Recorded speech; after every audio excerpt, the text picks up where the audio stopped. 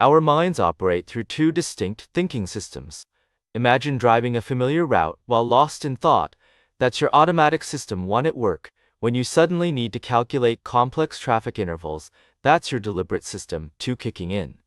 This fundamental duality explains how Nobel laureate Daniel Goleman revolutionized our understanding of decision-making. Let's break down these cognitive engines. System 1 acts like your mental autopilot, instantly recognizing faces or reacting to sudden dangers. System 2 becomes your focus problem solver during tax calculations or learning new skills. But here is the catch.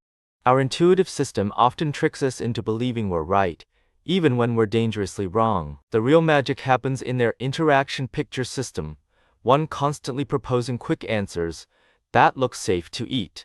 System 2 then verifies these hunches, like checking expiration dates. Most daily decisions rely on this teamwork, but critical choices require manual override. Ever counted restaurant tips 3 times? That's System 2 auditing System 1's math. Our mental shortcuts create predictable blind spots. The availability bias makes us fear plane crashes more than car accidents, simply because they're more memorable. Anchoring causes shoppers to overspend when seeing original prices. Even statisticians aren't immune. 78% made critical errors when evaluating small data samples, proving expertise doesn't override biology. Herbert Simon's insight cuts to the core. Intuition is really pattern recognition. Whenever doctors make snap diagnoses or firefighters sense danger before seeing flames, they're drawing on this mental cataloging system. But this strength becomes a weakness when facing unfamiliar scenarios where old patterns don't apply. Let's see these biases in action. Meet Steve, described as shy and detail-oriented. Despite knowing there are 10 farmers for every librarian, 90% of people incorrectly assume he works in a library.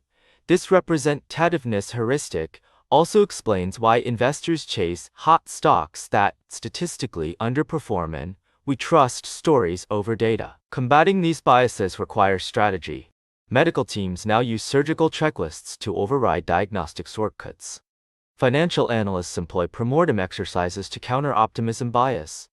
The key isn't eliminating intuition, but creating systems where System 2 verifies System 1's hunches, like a built-in cognitive antibody. Understanding our mental duality transforms decision-making from hospital errors to Wall Street trading floors. Recognizing how these systems interact helps professionals mitigate billion-dollar errors. This isn't about distrusting our instincts, but knowing when to double-check our cognitive math. The best decisions happen when both systems work in concert.